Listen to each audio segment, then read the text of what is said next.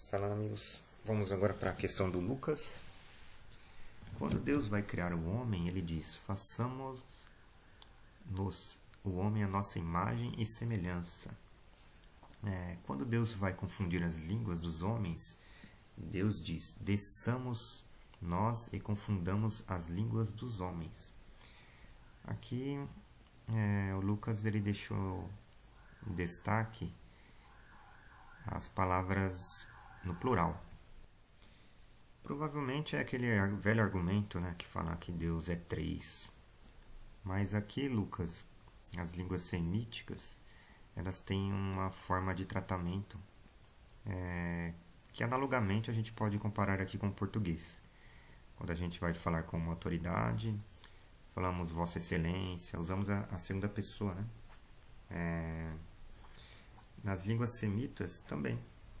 Inclusive para juízes, muitas vezes é utilizado o plural como forma de respeito. Isso não quer dizer que você está sendo julgado por mais de um juiz, ou que são três juízes, uma trindade. Isso aqui é básico, mas a maioria das pessoas não sabem porque só ficou ouvindo o pastorzinho. Infelizmente, a maioria é analfabeto, né? Tanto é que eles votam no Bolsonaro. Então, outra coisa também, uma interpretação interessante que os judeus têm aqui, é que aqui Deus, em forma de humildade, ele já tinha criado as criaturas celestes, e ele fala, né, vamos criar, desçamos. Então, uma forma de humildade também. Assim como hoje em dia os artigos científicos têm um plural ali por humildade, né? Isso aqui é básico, né? As pessoas, infelizmente, não gostam de estudar muito, né? A maioria dos cristãos não lê a própria Bíblia. E outra, que heresia é essa que é... E outra, que heresia é está. Está com acento é verbo, tá? Estar. Que heresia é esta, sem acento, de Muhammad ter recebido a revelação do Alcorão. Vamos ver os argumentos dele. Gálatas 1:8. Mas ainda que nós ou um anjo do céu pregue um evangelho diferente daquele que lhes pregamos, que seja amaldiçoado. Como já dissemos, agora repito. Se alguém lhes anuncia um evangelho diferente daquele que já receberam, que seja amaldiçoado. Eu concordo que qualquer um que receba um evangelho diferente do evangelho de Jesus, que seja amaldiçoado. Concordo. Jesus falava que Deus é único, que devemos adorar a Deus e orar apenas para Deus. Tanto é que, segundo a sua própria Bíblia, que eu acho que você não reflete muito, um rapaz foi perguntar para Jesus, como é que eu devo orar? Né? Quando a gente vai orar, como é que eu devo orar? Aí Jesus fala, quando fordes orar, orais assim. Pai nosso que estais no céu, santificado seja teu nome. Então Jesus ensinou a oração ao Pai, a Deus, não ensinou a orarmos a Ele. Só que a maioria dos cristãos oram para Jesus, né? E invertem completamente os sentidos de suas palavras. Outra coisa que Jesus disse interessante, segundo a Bíblia, é que quando fordes orar, orem no seu quarto em oculto para Deus. Mas o que a gente vê hoje é a grande hipocrisia. Gente gritando, pulando na igreja, um querendo se aparecer mais do que o outro. Infelizmente eu tenho que fazer vídeos aqui, né, para mostrar essa realidade para certas pessoas. Então realmente, se alguém está falando alguma coisa diferente de Jesus aqui, são os próprios cristãos que estão então que a maioria seja amaldiçoada. Concordo com você, com esse trecho de Gálatas, né? Não recebi de pessoa alguma, nem me foi ele ensinado. Pelo contrário, eu o recebi de Jesus por revelação. Paulo já deixa claro em sua carta aos Gálatas que a revelação do Evangelho já foi toda entregue e qualquer outra suposta revelação deve ser considerada maldita. Vamos ver aqui, né? Eu já tinha respondido por escrito e ele continuou depois.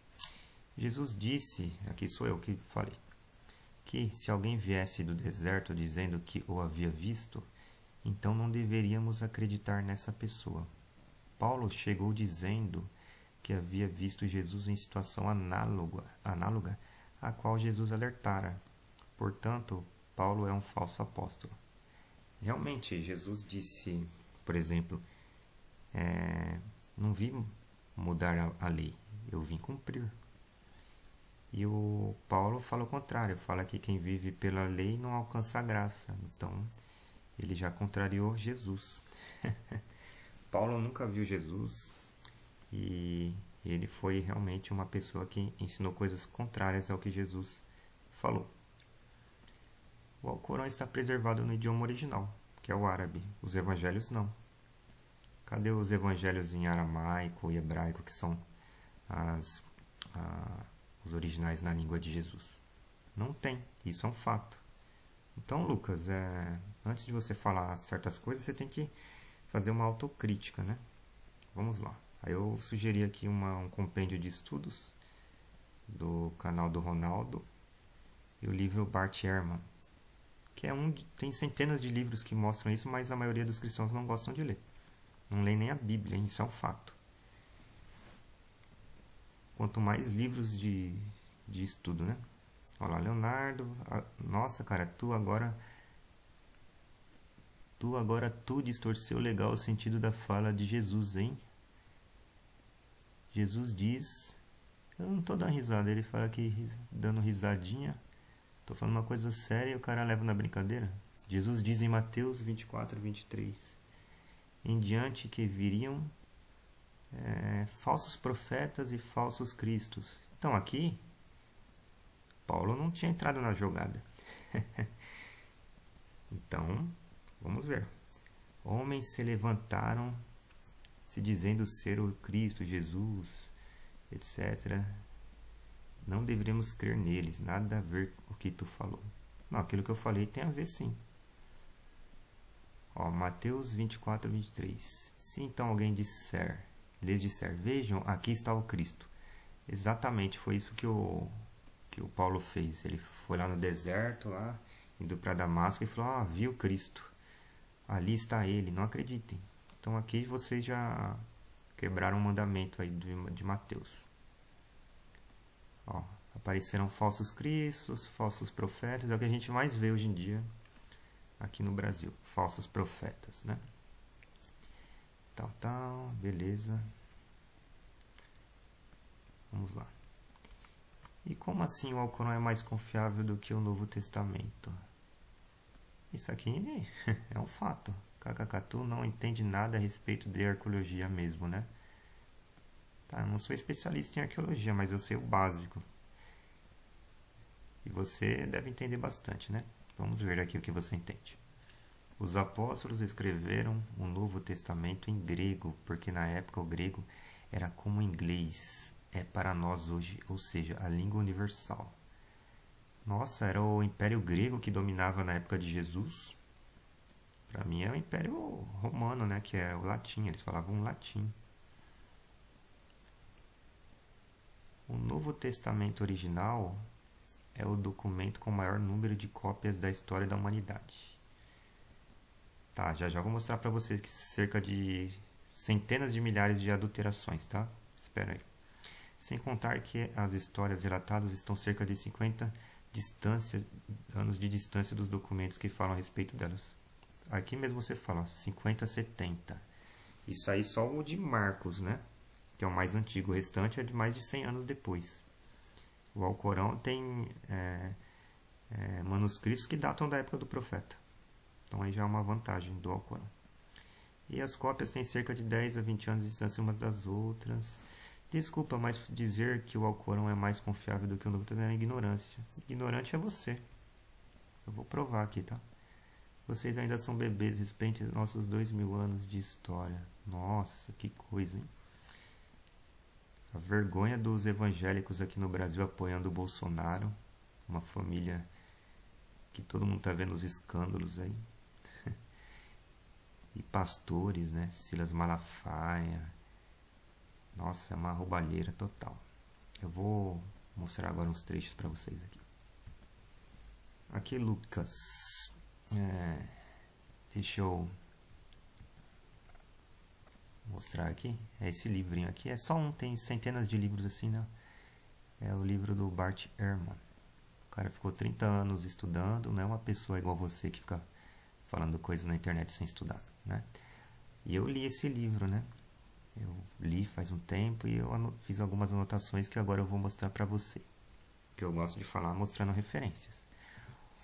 Uma página do Códice Vaticano do século IV com uma nota marginal entre as colunas 1 e 2, na qual um copista medieval critica vigorosamente um predecessor por ter alterado o texto. Insensato e desonesto, deixe o texto antigo, não o altere. Então, tem adulterações nas escrituras. Você sabia disso? Aqui mais um trecho. Orígenes não foi o único a perceber o problema. Seu adversário pagão, Celso, também o notara, mais ou menos 70 anos antes, em sua investida contra o cristianismo e sua literatura. Celso criticou asperamente os copistas cristãos pelas transgressões cometidas em suas práticas de cópia. Alguns fiéis, como pessoas embriagadas que se autoflagelam, manipularam o texto original dos evangelhos 3 ou 4 vezes, ou até mais, e o alteraram para poderem opor negações às críticas. Aqui, a única exceção que ele nomeia em sua réplica a Celso envolve vários grupos de hereges, os quais, afirma Orígenes, alteram maliciosamente os textos sagrados. Mais evidências de adulteração. Aqui o capítulo, né? Problemas com a cópia dos primitivos textos cristãos. Sem dúvida, temos fortes evidências de que esse era o caso, dado que elas eram motivo ocasional de queixas por parte de cristãos que liam essas transcrições e tentavam recuperar as palavras originais dos que os escreveram. Por exemplo, Orígenes, um padre da igreja do século III, uma vez registrou a seguinte queixa acerca das cópias dos evangelhos de que dispunha. As diferenças entre os manuscritos se tornaram gritantes. Ou seja, eles tinham manuscritos do mesmo livro, mas a diferença entre o mesmo livro, por exemplo, Mateus, ali em uma igreja e outra, era gritante. O próprio padre, ali um pai da igreja, né, porque os evangélicos nessa época nem existiam, eles são uma subdivisão aí, surgiram da cisma, né, com a igreja católica. Então o Lucas pediu evidências, né? Vamos ver aqui, ó.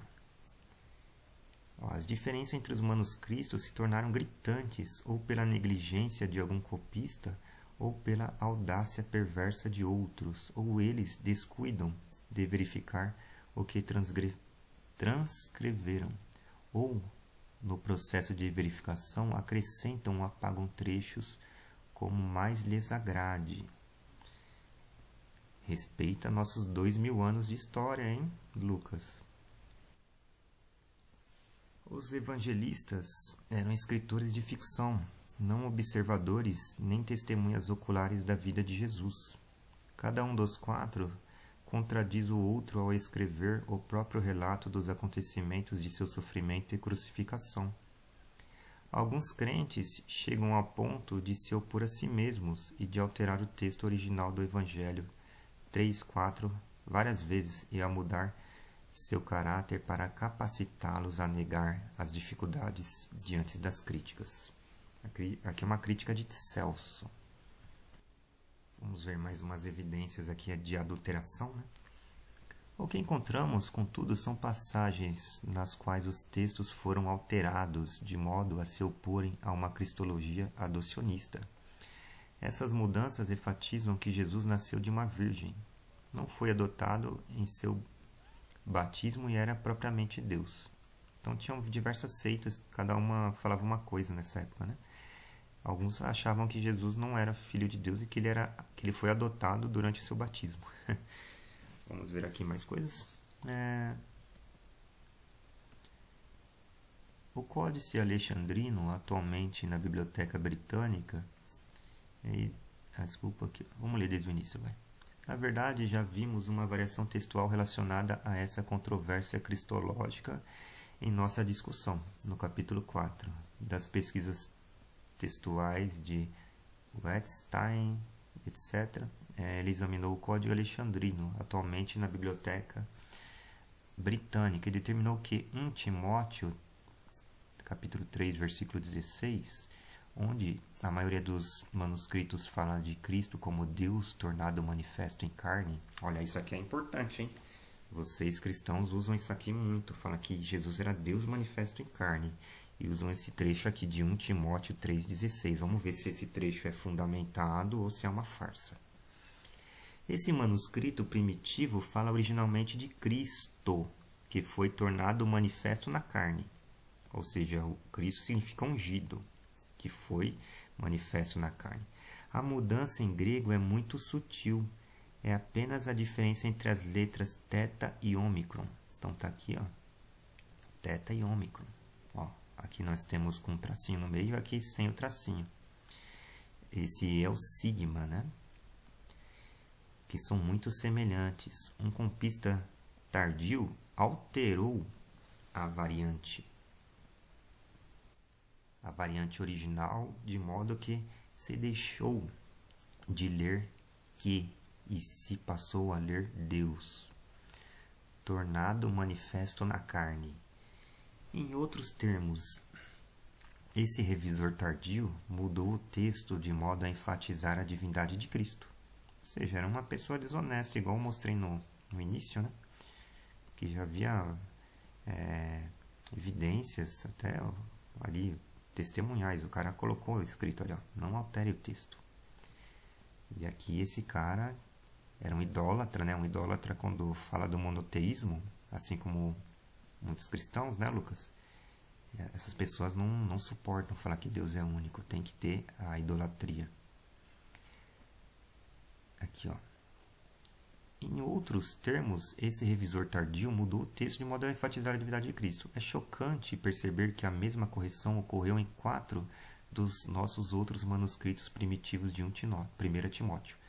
Todos eles encontraram revisores que mudaram o texto do mesmo modo, de forma que agora ele chama Jesus explicitamente de Deus. Esse se tornou o texto da vasta maioria dos manuscritos bizantinos, isto é, medievais, posteriores, e por isso se tornou o texto da maioria das traduções antigas da Bíblia. Contudo, nossos antigos e melhores manuscritos falam de Cristo que se tornou manifesto na carne. Aqui, ó. Presta atenção. Contudo, nossos antigos e melhores manuscritos falam de Cristo, que se tornou manifesto na carne, sem chamar Jesus explicitamente de Deus. Aqui, então, acho que fica difícil rebater, hein, Lucas? Esse texto, ele também fala de mais uma parte desse 1 Timóteo, né, 3,16. A passagem em questão fora usada durante muito tempo por defensores da teologia ortodoxa em apoio da visão segundo a qual o próprio Novo Testamento chama Jesus Deus. É que o texto, na maioria dos manuscritos, refere-se a Cristo como Deus tornado manifesto na carne e justificado no Espírito. Como eu já indiquei no capítulo 3 deste livro, a maioria dos manuscritos abreviava os nomes sagrados, os chamados nomina sacra. Esse é o caso justamente aqui, onde o termo grego para Deus, olha aqui, ó. Vamos ler de novo essa parte, ó. Como eu já indiquei no capítulo 3 deste livro, a maioria dos manuscritos abreviava os nomes sagrados, aqui provavelmente copiando os judeus, né, que eles evitavam falar o nome de Deus em vão. Aqui, ó, nomina sacra. Então, copiaram uma prática judaica. E esse é o caso justamente aqui, onde o termo grego para Deus, que é esse aqui, é abreviado com 2 letras, θ e sigma. Então, tá aqui, ó, θ e sigma, com uma linha traçada no topo das duas para indicar que se tratava de uma abreviatura. Então, além disso aqui, nós tínhamos aqui em cima um tracinho falando que é uma abreviatura. O Wettstein percebeu, ao examinar o Códice Alexandrino, que a linha sobre as duas letras fora feita em uma tinta diferente da que fora usada para as palavras circundantes, de onde se depreende que provinha de uma mão tardia, isto é, traçado por um copista posterior. Além disso, o traço horizontal, vamos ler isso aqui de novo, que a linha sobre as duas letras fora feita por uma tinta diferente da que for usada para as palavras circundantes, de onde se depreende que provinha de uma mão tardia, mais um sinal de adulteração. Além disso, respeita, né? Igual você falou, respeita nossos 2000 anos de história. Além disso, o traço horizontal do meio da primeira letra, aqui esse tracinho no meio, não fazia realmente parte da letra, mas era uma linha que vazara desde o outro lado do antigo velino. Em outros termos, em vez de se tratar de uma abreviatura, θ sigma, de Deus, a palavra era realmente formada por um ômicron e um sigma, uma palavra completamente diferente que significa simplesmente quem. Então eles trocaram isso aqui por isso. A redação original do manuscrito não falava, pois, de Cristo como Deus manifesto na carne, mas de Cristo que foi manifestado na carne. De acordo com o testemunho antigo do Códice Alexandrino, Cristo deixa de ser explicitamente chamado de Deus nessa passagem. Então, de acordo com o testemunho antigo do Códice Alexandrino, Cristo deixa de ser explicitamente chamado de Deus nessa passagem. Então, vocês estão usando uma falsificação, né? Na sequência de suas investigações, Wettstein encontrou outras passagens tipicamente usadas para afirmar a doutrina da divindade de Cristo, que, na verdade, representam problemas textuais. Quando esses problemas são resolvidos com fundamentos críticos textuais, na maioria das vezes, referências à divindade de Jesus são excluídas. Então, quando vocês tentam argumentar a respeito de que Jesus é Deus, normalmente isso é baseado em uma falsificação, um estelionato, né? É o que ocorre, por exemplo, quando o famoso parêntese joanino, 1 João, capítulo 5, versículos 7 e 8, é removido do texto. Isso acontece em uma passagem, Atos 20 e 28, na qual muitos manuscritos falam da Igreja de Deus, que ele obteve por seu próprio sangue. Aqui outra vez fala-se de Jesus como Deus, mas em vez disso, no Códice Alexandrino e em alguns outros manuscritos, o texto fala da Igreja do Senhor, que ele obteve por seu próprio sangue. Aqui Jesus é chamado de Senhor, mas não é explicitamente identificado como Deus. Então, muitos problemas, hein, Lucas? Aqui na página 124. Além desses manuscritos gregos, temos conhecimento de cerca de 10.000 manuscritos da Vulgata Latina, sem falar nos manuscritos de outras versões, como a siríaca, a copta, a armênia, vétero-georgiana, da Igreja Eslava e assim por diante. Das versões antigas e apenas por meio de suas traduções latinas. Em acréscimo temos os escritos de padres da Igreja, tal. Com tamanha profusão de indícios, será o total de variantes atualmente conhecidas? Os pesquisadores fazem estimativas muito discordantes. Alguns falam de 200.000 variantes desconhecidas, ou seja, contradições, né? Nos textos ali, nos manuscritos da Bíblia. 200.000, hein? Outros de 300.000, alguns falam de 400.000 ou mais. Então, está bem fundamentada a sua fé, hein, Lucas? Outra coisa interessante. Havia, contudo, uma passagem-chave das Escrituras que os manuscritos fonte de Erasmo não continham. Trata-se do relato de 1 João 5, 7, capítulo 5, versículos 7 e 8, que os pesquisadores chamam de o parêntese joanino, encontrado nos manuscritos da Vulgata Latina, mas não na vasta maioria dos manuscritos gregos. Uma passagem que foi por muito tempo a predileta entre os teólogos cristãos, dado que a única passagem na Bíblia inteira que delineia explicitamente a doutrina da Trindade, segundo a qual há três pessoas na divindade, com todas as três constituindo um só Deus. Na Vulgata, a passagem é lida assim: há três que conduzem o testemunho nos céus, o Pai, o Verbo e o Espírito, e esses três são um. E há três que conduzem o testemunho na terra, o Espírito, a água e o sangue, esses três são um.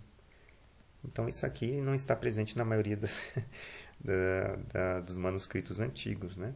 Provavelmente trata-se de uma inserção ali dos católicos, né? Da Igreja Apostólica Católica Romana, porque é a latina, né? Que ele fala, a Vulgata Latina.